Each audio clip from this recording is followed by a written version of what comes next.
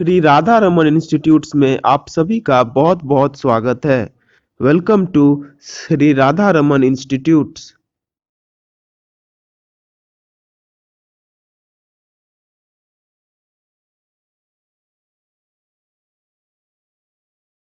आज के इस चैप्टर में हम स्ट्रक्चर ऑफ ऑर्गेनाइजेशन को स्टार्ट करने वाले हैं कि स्ट्रक्चर ऑफ ऑर्गेनाइजेशन आखिरकार होता क्या है। तो स्ट्रक्चर ऑफ ऑर्गेनाइजेशन का मतलब होता है कि एक ऑर्गेनाइजेशन आखिरकार किस चीज़ से बना हुआ है। What is the structure. जैसे हमारा ह्यूमन बॉडी में हमारा ह्यूमन स्केलेटन होता है जो कि एक फ्रेमवर्क की तरह काम करता है जिसके ऊपर ही पूरा बॉडी चलता है। So in the same manner the structure of an organization is the skeleton on which organizing is done. तो ऑर्गेनाइजिंग को करने का जो स्ट्रक्चर होता है उसे हम लोग ऑर्गेनाइजिंग स्ट्रक्चर बोलते हैं। एंड ये तीन टाइप का होता है। पहला होता है लाइन एंड स्टाफ, फिर होता है functional and divisional structure, and फिर होता है formal and informal organisational structure. तो आज हम formal and informal organisational structure को जानने वाले हैं। इसके बाद के वीडियो में हम लाइन एंड स्टाफ, एंड उसके बाद के वीडियो में हम फंक्शनल एंड डिविजनल स्ट्रक्चर के बारे में जानने वाले हैं। तो चलिए स्टार्ट करते हैं। पहला आता है मीनिंग ऑफ फॉर्मल ऑर्गेनाइजेशन।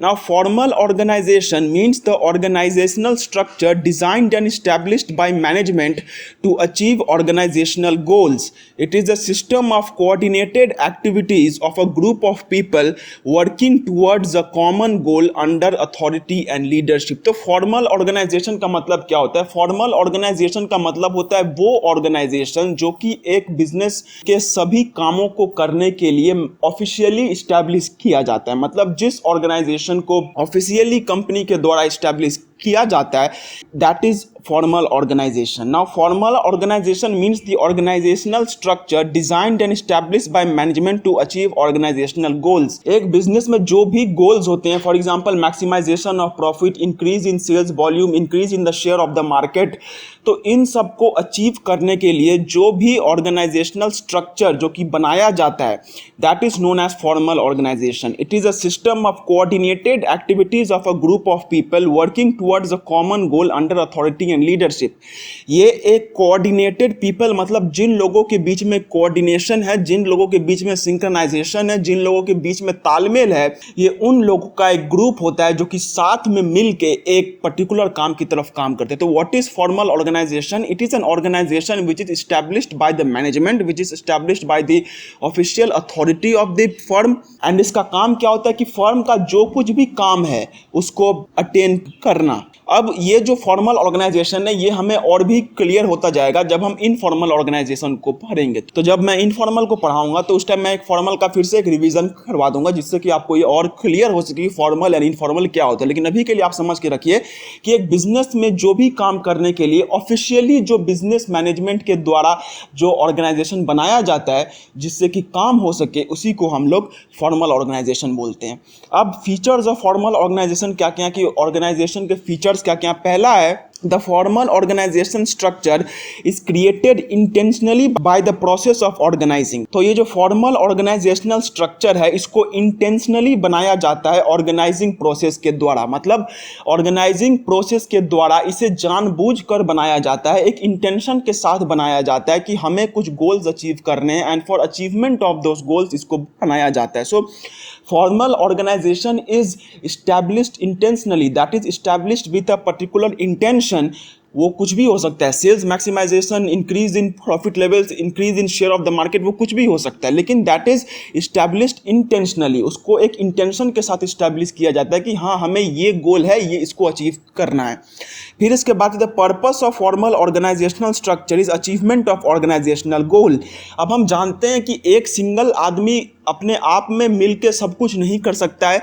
एक गोल जो कुछ भी एक ऑर्गेनाइजेशन का होता है वो सिंगल आदमी नहीं कर सकता है, उसे सबको मिलके अचीव करना होता है। Everybody needs to achieve the goal in a grouped manner. तो फॉर्मल ऑर्गेनाइजेशन का पर्पस क्या होता है कि वो इन ऑर्गेनाइजेशनल गोल को अचीव कर सके, to achieve these organizational goals.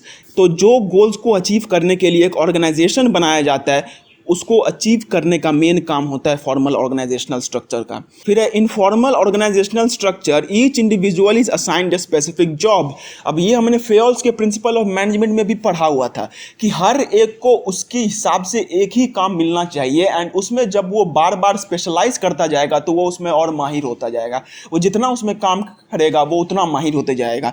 तो फॉर्मल ऑर्गेनाइजेशनल स्ट्रक्चर में क्या होता है कि हर एक इंडिविजुअल को एक स्पेसिफिक जॉब मिलती है, every individual gets a specific job, उसे सिर्फ वही वाला काम मिलता है, he doesn't get any other job, he gets that particular job only.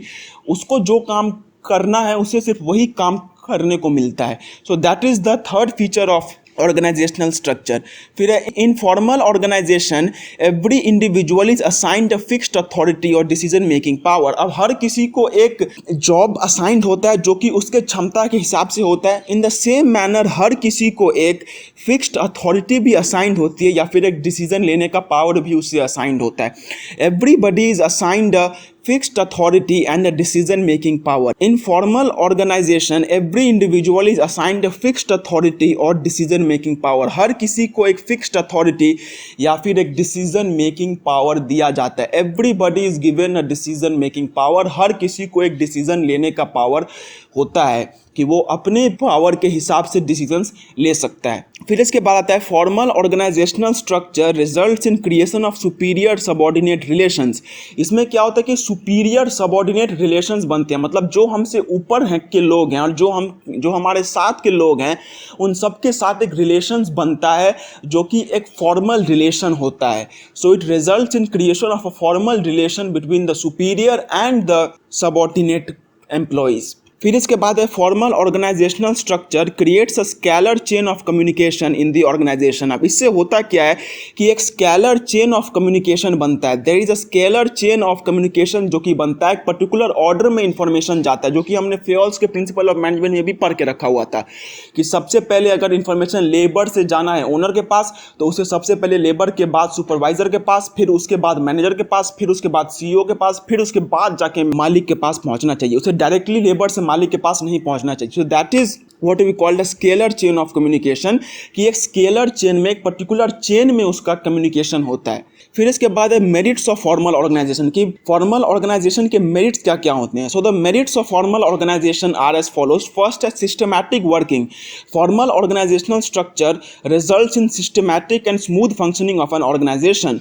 Formal organization structure से जो है एक सिस्टमैटिक और स्मूथ फंक्शनिंग होता है एक ऑर्गेनाइजेशन का, एक स्ट्रक्चर का स्मूथ फंक्शनिंग एंड काम होता है, smooth functioning of an organization होता है, सिस्टमैटिक वर्किंग होता है फॉर्मल ऑर्गेनाइजेशन के जरिए। There is a formal organizational structure which results in systematic and smooth functioning of an organization. एक ऑर्गेनाइजेशन का स्मूथ फंक्शनिंग में, ताकि वो अच्छे से काम कर सके, उसमें फॉर्मल ऑर्गेनाइजेशन बहुत मदद करता है। फिर है achievement of organizational objectives. Formal organizational structure helps to achieve organizational objectives. अब जो भी ऑर्गेनाइजेशनल ऑब्जेक्टिव्स होते हैं, वॉट एवर ऑर्गेनाइजेशनल ऑब्जेक्टिव्स हैं, every organizational objective is achieved through formal organization. हर एक ऑर्गेनाइजेशनल ऑब्जेक्टिव जो है वो ऑर्गेनाइजेशन के थ्रू अचीव होता है। फॉर एग्जांपल, हम जानते हैं कि एक आदमी मिल के सारा काम नहीं कर सकता है, एक ऑर्गेनाइजेशन को मिल के साथ में काम करना पड़ता है तभी कुछ हो सकता है। Organization has to work with unity, तभी जाके वो काम हो सकता है। तो वो जो यूनिटी के साथ काम है वो हम achievement of organizational objectives, organizational objectives को अचीव करते वक्त ही हम उसको अचीव कर सकते हैं। We can achieve that only when there is a formal organization. तो एक ऑर्गेनाइजेशन का एज अ होल जितने भी ऑब्जेक्टिव्स होते हैं वो सब के सब हम फॉर्मल ऑर्गेनाइजेशन के थ्रू अचीव कर सकते हैं। फिर है no overlapping of work. In formal organization structure work is systematically divided among various departments and employees, so there is no chance of duplication और ओवरलैपिंग ऑफ वर्क। अब formal organization में क्या होता है कि जो काम होता है वो अलग अलग डिपार्टमेंट्स में इक्वली बांटा रहता है, मतलब जिस डिपार्टमेंट को जो काम करना है उसको अच्छे से मालूम रहता है कि उससे कौन सा काम करना है, कितने क्वांटिटी में करना है और कब जमा देना है, मतलब उसे क्लियर नॉलेज रहती है कि उससे कौन सा काम करना है। सो इसकी वजह से क्या होता है कि जो ऑर्गेनाइजेशन है उसमें कोई झंझट नहीं आता है कि ये काम ओवरलैप कर गया इसके साथ, ये काम इसके साथ ओवरलैप कर गया है। ऐसा कुछ भी नहीं होता है। There is no chance of duplication और ओवरलैपिंग ऑफ वर्क, कोई भी चांस नहीं होता है काम का डुप्लीकेशन का या फिर ओवरलैपिंग का। There is no chance of overlapping और डुप्लीकेशन ऑफ वर्क, कोई भी आपस में भिड़ नहीं जाता है कि ये मेरा काम है, ये काम तू क्यों कर रहा है। हर किसी को मालूम होता है कि उसे कौन सा काम करना है एंड वो उसी तरीके से उस काम को करता है। फिर इसके बाद आता है कोऑर्डिनेशन। ना formal organizational structure results in coordinating the activities of various departments. Formal organizational structure जो है वो सारे एक्टिविटीज के कोऑर्डिनेशन में मदद करता है। अलग अलग डिपार्टमेंट्स में अलग अलग तरीके के काम होते हैं, तो उन सब में एक कोऑर्डिनेशन होना चाहिए। There should be a coordination among them, तो वो कोऑर्डिनेशन जो है वो हमें फॉर्मल ऑर्गेनाइजेशन के थ्रू मिलता है। वो तालमेल जो कि अलग अलग डिपार्टमेंट्स के बीच में होना चाहिए वो हमें कोऑर्डिनेशन के थ्रू मिलता है। फिर है creation of chain of command. Formal organizational structure clearly define superior subordinate relationship, that is who reports to whom. अब फॉर्मल ऑर्गेनाइजेशनल स्ट्रक्चर जो है वो क्लियरली बोल देता है सुपीरियर सबऑर्डिनेट रिलेशनशिप, मतलब किसको किसके पास रिपोर्ट करना चाहिए। उसमें पूरा नॉलेज रहता है कि किसको किससे रिपोर्ट लेना चाहिए, किसको किससे रिपोर्ट नहीं लेना चाहिए। एवरीबडी इज नोन कि उसे क्या काम करना है, किससे उस काम का ऑर्डर लेना है, किसको वो काम जाके सबमिट करना है। किसी को भी कंफ्यूजन नहीं होता है कि we have to work in this way और दैट वे। हर किसी के पास एक क्लियर ऑब्जेक्टिव होता है कि हाँ हमें इसके साथ काम करना है एंड हमें ये काम करना है। फिर इसके बाद आता है more emphasis on work. Formal organizational structure lays more emphasis on work than interpersonal relations. अब इसमें क्या होता है कि काम ज़्यादा होता है, बातें कम, ये उस टाइप का मैटर है। इसमें क्या होता है कि काम के ऊपर में ज़्यादा ध्यान दिया जाता है, इंटरपर्सनल रिलेशंस के ऊपर में उतना ध्यान नहीं होता है। इंटरपर्सनल रिलेशंस के ऊपर में उतना ज़्यादा ध्यान नहीं दिया जाता है एंड नहीं भी देना चाहिए, क्योंकि जो मेन चीज़ है वो काम ही है जो कि एक बिजनेस ऑर्गेनाइजेशन में काम होता है। अगर काम के ऊपर ज़्यादा ध्यान दिया गया एंड उन सब के ऊपर कम, तो एक बिजनेस ऑर्गेनाइजेशन के लिए बहुत बढ़िया होगा। सो इसमें क्या होता है कि जो काम है उसके ऊपर ज़्यादा एम्फोसाइसिस पड़ता है, ना कि किसी और एरे गहरे काम के ऊपर में। फिर इसके बाद आता है डीमेरिट्स ऑफ फॉर्मल ऑर्गेनाइजेशन की फॉर्मल ऑर्गेनाइजेशन के डीमेरिट्स क्या क्या हैं। The demerits of formal organization are as follows. पहला है delay in action while following scalar chain and chain of command, actions get delayed in formal structure. अब जब हम स्केलर चेन फॉलो करते हैं या फिर चेन ऑफ कमांड को फॉलो करते हैं तो उसमें एक्शंस डिले हो जाते हैं, मतलब एक्शंस गेट डिलेड। कभी कभार जब स्केलर चेन में क्या होता है कि उसमें टाइम लगता है। फॉर एग्जांपल अगर लेबर का बहुत ज़रूरी है मालिक से मिलना, बट फिर भी उसको मैनेजर के थ्रू होके, फिर सुपरवाइजर के थ्रू होके, फिर सीईओ के थ्रू होके, फिर जाके जो है मालिक से मिलना पड़ेगा, तो उससे डिले होता है। There is a delay in decision making. तो ये जो डिले इन एक्शन होता है ये डिसएडवांटेजियस होता है। देरी से अगर कोई काम होता है तो वो काम नहीं होने के बराबर होता है। तो क्योंकि इसमें काम कभी कभार देरी से हो जाता है जब स्केलर चेन फॉलो होता है, so that is of a great disadvantage. इसके बाद आता है ignores social needs of employees. Formal organization structure does not give importance to psychological and social needs of employees which may lead to demotivation of employees. अब ये जो formal organisation है ये उसको क्या ऑर्गेनाइजेशन में चाहिए सिर्फ उसके ऊपर ही ध्यान देता है। उसका personal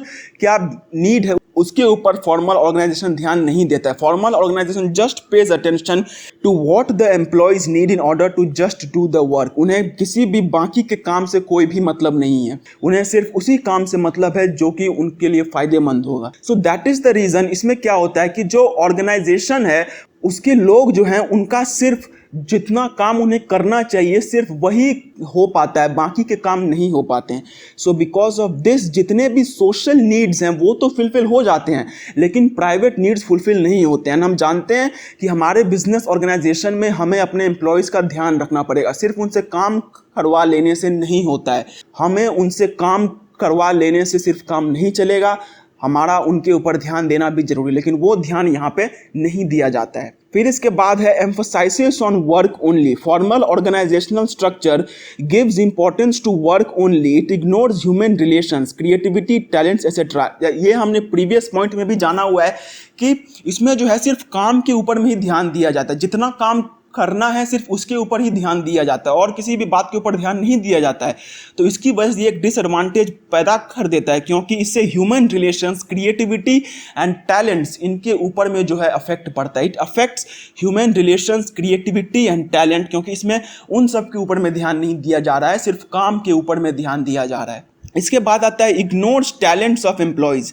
it may create rigidity due to prescribed policies and rules. Creative talent may not be adequately recognized. ये जो है एम्प्लॉयज़ का टैलेंट इग्नोर कर देता है, उनके अंदर में जो क्षमता है और भी काम को करने का, ये उनको इग्नोर कर देता है। क्योंकि इसमें सबको काम बांटा रहता है एंड वो उससे ज़्यादा काम नहीं कर सकते, लेकिन हो ही सकता है कि कोई ज़्यादा एफिशिएंट हो एंड वो ज़्यादा काम कर सके, बट क्योंकि वो चीज़ इसमें इग्नोर कर दिया जाता है, so that is of a very big disadvantage. फिर इसके बाद आता है informal organization. People working together in the formal organization interact with each other in the course of their work. Gradually they develop friendly relations among themselves and form small social groups. The network of these social groups based on friendship is known as informal organization. तो informal organisational structure क्या होता है, इसको जानने से पहले मैं आपको फॉर्मल ऑर्गेनाइजेशन स्ट्रक्चर के बारे में बताता हूँ। I am going to tell you about formal organizational structure की what is formal organizational structure. अब हम ये इसको जानते हैं बट स्टिल एक रिवीजन कर लेते हैं। फॉर्मल ऑर्गेनाइजेशनल स्ट्रक्चर क्या होता है कि जब बिजनेस मैनेजमेंट के द्वारा खुद के बिजनेस काम करने के लिए जब कोई ऑर्गेनाइजेशन को स्टैब्लिश किया जाता है तो उसको हम लोग फॉर्मल ऑर्गेनाइजेशनल स्ट्रक्चर बोलते हैं। मतलब जो फॉर्मल है, जो कि बिजनेस ऑर्गेनाइजेशन ने खुद अपने काम के लिए स्टैब्लिश किया है, उसको हम लोग फॉर्मल ऑर्गेनाइजेशनल स्ट्रक्चर बोलते हैं। लेकिन होता क्या है कि एक बिजनेस में जब लोग काम करते हैं तो उनके बीच में तो सिर्फ फॉर्मल काम तो होता नहीं है। वो लोग तो सिर्फ ऐसा नहीं है कि ऑफिस में काम करने आए, ऑफिस में काम किए और फिर घर चले गए। They come into the office, they interact with each other, they develop social relationship among themselves, they develop mutual thoughts among themselves. तो वो जो म्यूचुअल थॉट्स जो कि उन सब के बीच में डेवलप होते हैं, इनसे क्या होता है, इनसे एक अलग टाइप का ग्रुप जन्म लेता है एंड उसे हम लोग कहते हैं इनफॉर्मल सोशल ग्रुप, जो कि फॉर्मल सोशल ग्रुप से बिल्कुल अलग है।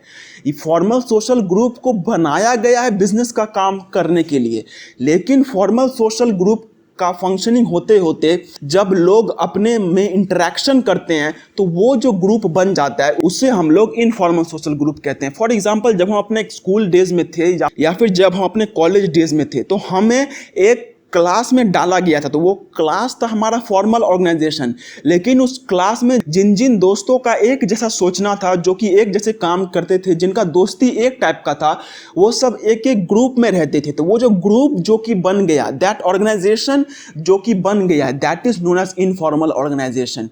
वो ऑर्गेनाइजेशन जो कि फॉर्मली तो नहीं बना है but just because of interaction among people वो बन गया है, उसको हम लोग इनफॉर्मल ऑर्गेनाइजेशन बोलते हैं। तो सिमिलरली एक बिजनेस फर्म में जो ऑर्गेनाइजेशन इनफॉर्मल तरीकों से बनता है, जिसमें किसी भी तरीके का इस्टेब्लिशमेंट नहीं होता है मैनेजमेंट के द्वारा, जो कि ऐसे ही लोगों के बीच में बन जाता है, उसे हम लोग इनफॉर्मल ऑर्गेनाइजेशन बोलते हैं। मान के चलते हैं एक बिजनेस फर्म में काम करने वाले 5 लोग बिहार के हैं, 5 लोग मध्य प्रदेश के हैं, 5 लोग तमिलनाडु के हैं।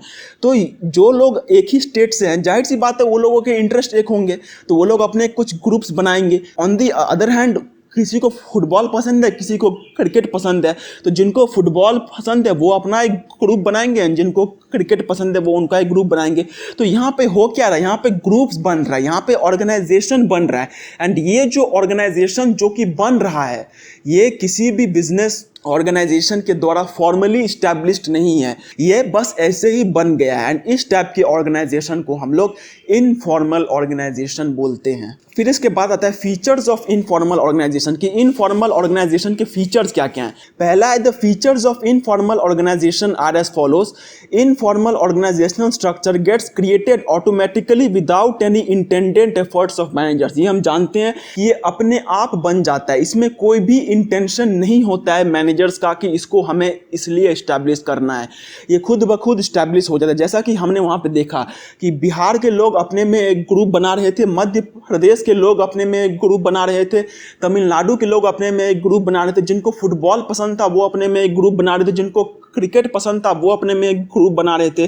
तो ये इंटेंशनली क्रिएट नहीं होता है, ये बस ऐसे ही क्रिएट हो जाता है। फिर इसके बाद आता है informal organisational structure is formed by the employees to get psychological satisfaction. Psychological satisfaction मतलब क्या होता है, जो कि लोगों को एक माइंड से दूसरे माइंड के बीच में जो कि इंटरेक्शन होता है उसको सेटिस्फैक्शन करने के लिए जो भी हमें इंटरेक्शंस करने की जरूरत पड़ती है उसके लिए हम लोग इनफॉर्मल ऑर्गेनाइजेशनल स्ट्रक्चर बनाते हैं। So informal organisational structure is formed by the employees to get psychological satisfaction, ताकि जिन लोगों का एक जैसा सोचना है वो लोग एक जैसे आए, वो लोग एक जैसे एकजुट हो। इसलिए बहुत जरूरी है कि इनफॉर्मल ऑर्गेनाइजेशनल स्ट्रक्चर बनाया जाए, इसीलिए इनफॉर्मल ऑर्गेनाइजेशन स्ट्रक्चर बनाया जाता है। सो इनफॉर्मल ऑर्गेनाइजेशन स्ट्रक्चर इसलिए बनाया जाता है ताकि जो लोग एक जैसे सोचते हैं वो लोग एक जैसे काम कर सके, वो लोगों का जो सेटिस्फैक्शन है वो फुलफिल हो सके। इसके बाद आता है इनफॉर्मल ऑर्गेनाइजेशनल स्ट्रक्चर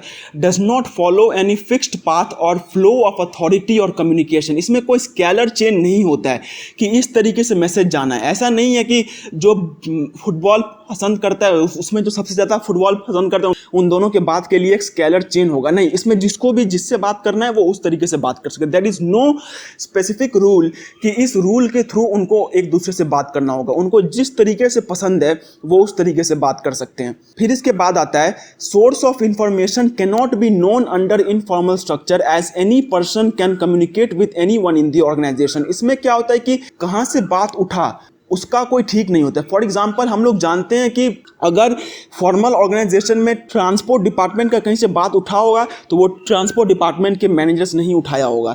अगर प्रोडक्शन डिपार्टमेंट का कहीं पे बात उठा होगा तो वो प्रोडक्शन मैनेजर ने उठाया होगा। लेकिन इनफॉर्मल ऑर्गेनाइजेशनल स्ट्रक्चर में कोई भी फिक्स्ड पाथ या फिर अथॉरिटी नहीं होता है, कोई भी नॉन सोर्स नहीं होता कि ये बात कहाँ से उठा है, उसमें कहीं का भी बात कहीं से भी उठ सकता है। So that is another feature of informal organization। फिर इसके बाद आते थे existence of informal organisational structure depends on the formal organizational structure. जब तक फॉर्मल ऑर्गेनाइजेशनल स्ट्रक्चर है तभी तक इनफॉर्मल ऑर्गेनाइजेशनल स्ट्रक्चर एग्जिस्ट कर सकता है। Without formal organizational structure informal organisational structure can not exist. Informal organisational structure जो है वो फॉर्मल ऑर्गेनाइजेशनल स्ट्रक्चर के ऊपर ही एग्जिस्ट करता है। एंड ये हम जानते हैं कि जब हमारा क्लासरूम ही नहीं होगा तो हम अपने में दोस्ती किस तरीके से करेंगे। तो सिमिलरली जब एक ऑफिस ही नहीं होगा तो लोग इनफॉर्मल ऑर्गेनाइजेशन स्ट्रक्चर बनाएंगे किस तरीके से। फिर इसके बाद आता है मेरिट्स ऑफ इनफॉर्मल ऑर्गेनाइजेशन कि इनफॉर्मल ऑर्गेनाइजेशन से मेरिट्स क्या क्या हैं, what are the merits of informal organization. तो पहला मेरिट है fast communication. Informal structure does not follow scalar chain so there can be faster spread of communication. अब हम क्योंकि इसमें कोई स्केलर चेन फॉलो नहीं करते, मतलब कोई पर्टिकुलर ऑर्डर नहीं फॉलो करते हैं कि हाँ इसी ऑर्डर में इंफॉर्मेशन फ्लो होना है, तो उसकी वजह से जो कम्युनिकेशन है वो फास्ट हो सकता है। There is fast communication because इसमें किसी भी तरीके का स्केलर चेन नहीं है। इसमें जिस तरीके से इंफॉर्मेशन को फ्लो करना है इसमें उस तरीके से इंफॉर्मेशन फ्लो कर सकता है। There is no delay in communication, इसमें कम्युनिकेशन फास्ट होते हैं। वहाँ पे फॉर्मल में क्या था कि अगर एक लेबर को अपने मैनेजर से बात करनी है तो उसको टाइम लगेगा, बट इसमें वैसा कुछ नहीं है। इसमें अगर एक मेंबर को दूसरे मेंबर से बात करनी है, एक दोस्त को दूसरे दोस्त से बात करनी है तो उसके लिए कोई फॉर्मेलिटी करने का जरूरत नहीं है, वो उसे डायरेक्टली भी जाके बात कर सकता है। तो because of this fast communication होता है इनफॉर्मल ऑर्गेनाइजेशन में। फिर इसके बाद आता है fulfil social needs. Informal communication gives due importance to psychological and social needs of employees which motivate the employees. अब जो सोशल नीड्स होते हैं एक ऑर्गेनाइजेशन के लोगों के, वो फुलफिल हो जाता है। हम जानते हैं कि हमारे बिजनेस ऑर्गेनाइजेशन में सिर्फ लोगों का फॉर्मल नीड्स फुलफिल होने से नहीं होगा, उनका जो इनफॉर्मल नीड्स है उसको भी फुलफिल होना पड़ेगा। The informal needs also need to be fulfilled. तो वो जो इनफॉर्मल नीड्स है, वो जो सोशल नीड्स है, वो फुलफिल हो पाता है इनफॉर्मल ऑर्गेनाइजेशन में। फिर इसके बाद होता है correct feedback. Through informal structure, the top level managers can know the real feedback of employees on various policies and plans. देखिए आप फॉर्मल ऑर्गेनाइजेशन से अपना काम करवा सकते हैं, लेकिन एक आदमी फॉर्मल ऑर्गेनाइजेशन में उतना फ्री होकर नहीं बोलता है जितना वो इनफॉर्मल ऑर्गेनाइजेशन में बोलता है। हम अपने दोस्तों के सामने ज़्यादा अच्छे से बात बोल पाते हैं जितना हम अपने टीचर के सामने में बोल पाते हैं, उसके हिसाब से हम दोस्तों के सामने ज़्यादा कंफर्टेबल होते हैं। तो बिकॉज ऑफ दिस जिन एम्प्लॉयज़ को अपना बात बोलना होता है, the employees which want to say their work, उन लोगों के लिए बहुत आसान हो जाता है कि वो अपना जो कुछ भी काम है है जो कि वो लोग करवाना चाहते हैं या फिर उनको जो भी फीडबैक देना है, जो भी उन्हें रिस्पॉन्स देना है, वो आराम से दे सकते हैं इनफॉर्मल ऑर्गेनाइजेशन के थ्रू। उसमें किसी को भी डर नहीं रहता है कि मेरा इन्फॉर्मेशन सुना जाएगा या फिर नहीं सुना जाएगा। तो इनफॉर्मल ऑर्गेनाइजेशन में इन्फॉर्मेशन अच्छे से इधर से उधर जाता है एंड इसकी वजह से जो फीडबैक है वो अच्छे से मिल पाता है। इसके बाद आता है strategic use of informal organization. Informal organization can be use to get benefits in the following way. अब इनफॉर्मल ऑर्गेनाइजेशन जो है वो दूसरे बेनिफिट्स भी देता है। पहला है the knowledge of informal group can be use to gather support of employees and improve their performance. इससे जो नॉलेज हमें मिलता है वो हम एम्प्लॉयज़ के परफॉर्मेंस को इम्प्रूव करने के ऊपर में ध्यान दे सकते हैं, उनके सपोर्ट को गैदर करने के लिए हम लोग ले सकते हैं। फिर by cooperating with the informal group the managers can skilfully take the advantage of both formal and informal organization. अब अगर इनफॉर्मल ग्रुप के साथ कोऑपरेशन हो सो बिकॉज ऑफ दैट क्या होगा कि जितने भी लोग हैं वो फॉर्मल ऑर्गेनाइजेशन का भी काम ले पाएंगे एंड वो इनफॉर्मल ऑर्गेनाइजेशन का भी काम ले पाएंगे। मतलब इनफॉर्मल ऑर्गेनाइजेशन में both formal organization and informal organization इन दोनों का अचीवमेंट्स लिया जा सकता है। फिर आता है demerits of informal organization. The demerits of informal organization are as follows. Spread rumours. According to a survey 70% of information spread through informal organisational structure are rumours which may mislead the employees. तो rumours बहुत फैलते हैं and ये हम जानते हैं कि जो भी झूठे बातें होते हैं वो जब दोस्त आपस में बात करते हैं तब वो बहुत फैलते हैं। तो झूठे बातें, अफवाहें बहुत फैलती हैं इनफॉर्मल ऑर्गेनाइजेशन में। फिर इसके बाद आता है no systematic working. Informal structure does not form a structure for smooth working of an organization. इससे कोई स्मूथ वर्किंग के लिए स्ट्रक्चर नहीं बनता है। इससे सिर्फ वो जो इनफॉर्मल स्ट्रक्चर है सिर्फ वही बन सकता है, इससे कोई स्मूथ वर्किंग नहीं बन सकता है।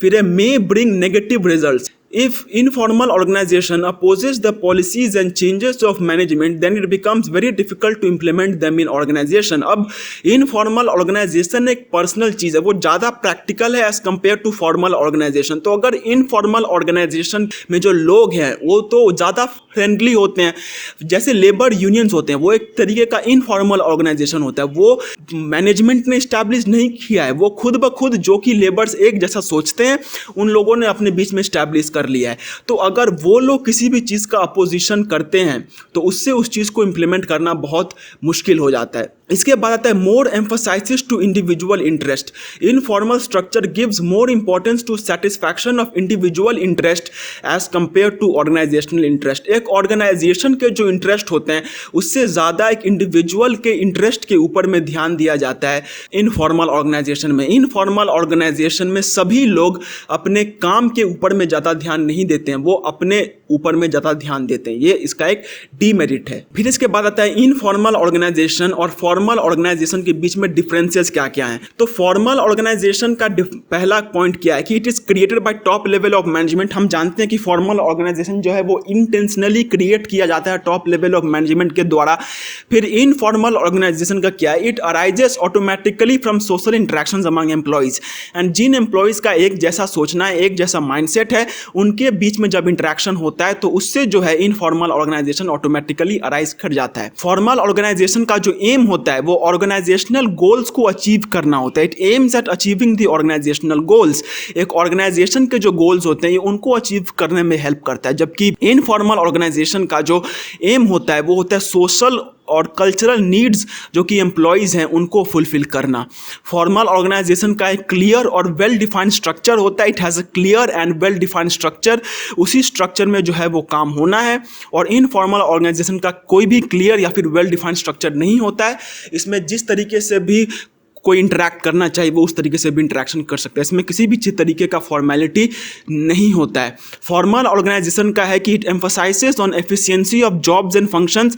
ये जॉब्स एंड फंक्शंस के ऊपर में एम्फसाइज करता है, उनके एफिशिएंसी के ऊपर में एम्फसाइज करता है कि वो सबसे एफिशिएंट तरीके से काम करे। जबकि इनफॉर्मल ऑर्गेनाइजेशन का क्या है कि it emphasises on needs and interest of members. ये मेंबर्स के नीड्स एंड इंटरेस्ट के ऊपर में एम्फसाइज करता है। फिर फॉर्मल ऑर्गेनाइजेशन का क्या कि it is a large organization having several members. Formal organization में लार्ज नंबर ऑफ मेंबर्स होते हैं, ये हम जानते हैं, और इनफॉर्मल ऑर्गेनाइजेशन में जो है स्मॉल नंबर ऑफ मेंबर्स होते हैं। फॉर्मल ऑर्गेनाइजेशन जो है वो इनफॉर्मल ऑर्गेनाइजेशन से इंडिपेंडेंट होता है। It is independent of informal organization, वो इनफॉर्मल ऑर्गेनाइजेशन से इंडिपेंडेंट होता है, जबकि इनफॉर्मल ऑर्गेनाइजेशन जो है वो फॉर्मल ऑर्गेनाइजेशन के ऊपर ही डिपेंडेंट होता है। ये हम जानते हैं कि फॉर्मल ऑर्गेनाइजेशन में हमें किसी भी तरीके का डिपेंडेंट नहीं चाहिए। हमारा क्लास को कोई फ़र्क नहीं पड़ता है कि हमारे बीच में दोस्ती है या नहीं है, लेकिन हमारा जो दोस्ती है वो हमारे क्लास के ऊपर में ही डिपेंड करता है। एंड ये हम अपने बचपन में भी देखते थे कि जब हमारा सेक्शन चेंज कर दिया जाता था तो हमारी दोस्ती के ऊपर भी इफेक्ट पड़ता था। हमारी दोस्ती उतनी अच्छे से नहीं रह पाती थी। जब दोस्त दूसरे सेक्शन में चले जाते थे तो दोस्ती उतनी नहीं होती थी। तो class that is independent of our organization, वो इनफॉर्मल ऑर्गेनाइजेशन से इंडिपेंडेंट है, बट द इनफॉर्मल ऑर्गेनाइजेशन वो डिपेंडेंट है। हम डिपेंडेंट हैं हमारे क्लास के ऊपर में, we are dependent on our class. So guys, हमारी ये आज की वीडियो यहीं पे ख़त्म होती है। एंड इस वीडियो को ख़त्म करने के साथ साथ मैं आपको बस एक ही एडवाइस देना चाहता हूँ कि आप प्लीज़ इस वीडियो पे पूरे डिपेंडेंट ना हो जाएं। मैं आपसे रिक्वेस्ट करूँगा कि आप जिस भी बुक को फॉलो करते हैं आप एक बार उस बुक को जाके पढ़िए, एकदम से इस वीडियो पे डिपेंडेंट मत हो जाइए। एंड अगर ये वीडियो को आप एग्जाम के समय में देख रहे हैं then I request you not to take this video as the only source जिससे कि आप एग्जाम में अच्छे मार्क्स स्कोर कर पाए। आप प्लीज जाके अपने कोई भी टेक्स्ट बुक हो उसे अच्छे से पढ़िए। तो गाइस, आशा करता हूं कि ये वीडियो आपके लिए हेल्पफुल रही होगी, और अगर ये वीडियो आपके लिए थोड़ी सी भी हेल्पफुल रही होगी तो प्लीज इस वीडियो को एक बार लाइक जरूर कर दीजिए। और अगर आप ऐसे वीडियोस और भी फ्यूचर में देखना चाहते हैं तो चैनल को सब्सक्राइब करके बेल आइकन को जरूर प्रेस कर लीजिए। और अगर आपके कुछ भी डाउट्स, क्वेरीज या फिर क्वेश्चंस हैं उनको कमेंट सेक्शन में कमेंट जरूर कीजिए। एंड अगर आपके कुछ ऐसे दोस्त हैं जो कि इससे कुछ हेल्प पा सकते हैं तो ये वीडियो आप उनको भी प्लीज जरूर शेयर कर दीजिएगा। तब तक के लिए do take very good care of yourselves and bye bye and जय हिंद।